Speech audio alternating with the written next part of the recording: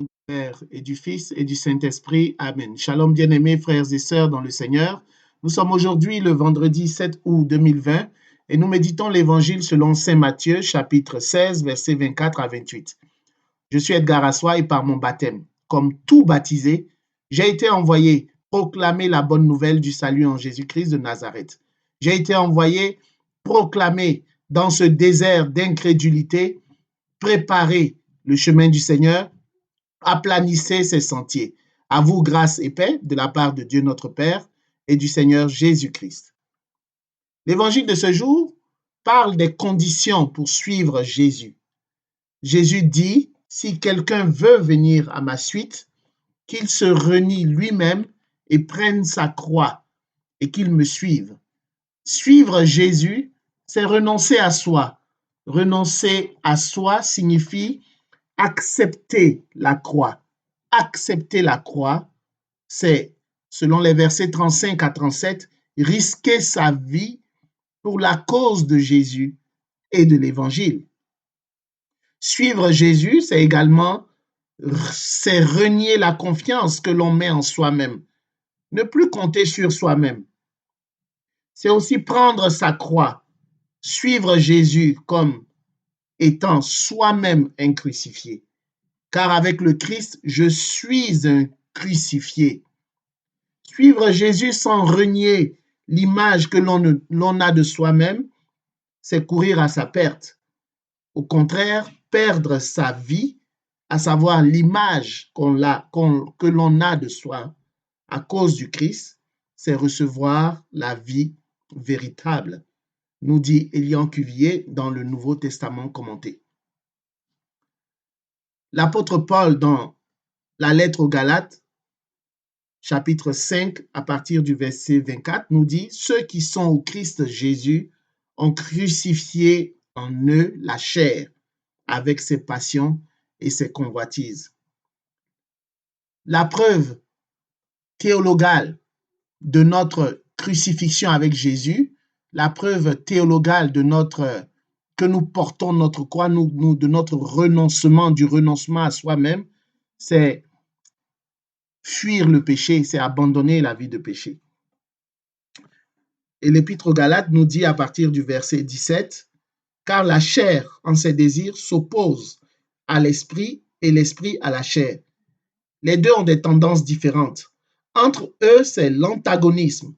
Aussi, ne faites-vous pas ce que vous voulez, mais si vous êtes conduit par l'esprit, vous n'êtes plus soumis à la loi.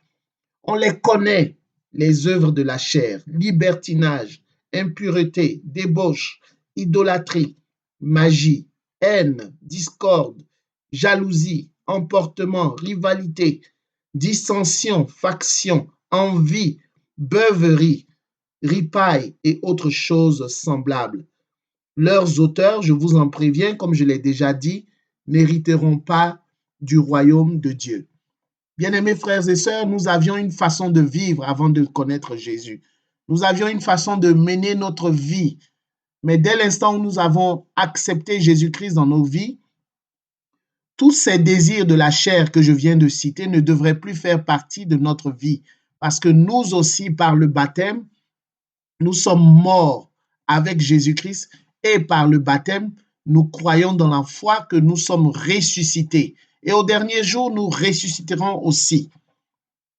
Alors, par la foi, nous avons crucifié la chair.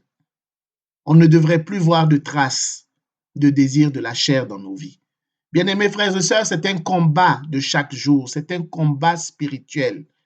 Si le libertinage est présent dans ta vie, si l'adultère est présent dans ta vie, si les moqueries, si des choses semblables, l'idolâtrie, les jalousies, les colères, toutes ces choses sont présentes dans ta vie, c'est la preuve que dans ces aspects de ta vie, tu ne portes pas ta croix, tu n'as pas encore renoncé à toi-même.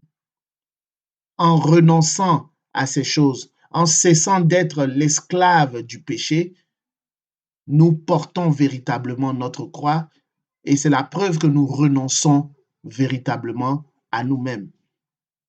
Jésus a cherché toute sa vie à faire la volonté du Père. nous devons nous aussi chercher à faire la volonté de notre Seigneur Jésus-Christ. En cherchant à faire sa volonté, nous renonçons ainsi à notre propre volonté, à notre propre réputation, à notre propre image. C'est cela la bonne nouvelle de ce jour. Sur la croix, Jésus était entouré de deux bandits qu'on connaît sous le nom de deux larrons. Mais ces deux larrons, c'est toi et moi aussi qu'ils représentent. Avec le Christ, je suis un crucifié. Avec le Christ, tu es toi aussi crucifié. Et cela doit se manifester concrètement dans notre façon de vivre, en fuyant, en cessant toute activité de péché, en coupant tout lien, en cessant d'être esclave du péché. Que la paix et la grâce de notre Seigneur Jésus-Christ soient ton partage, au nom du Père et du Fils et du Saint-Esprit, ainsi soit-il.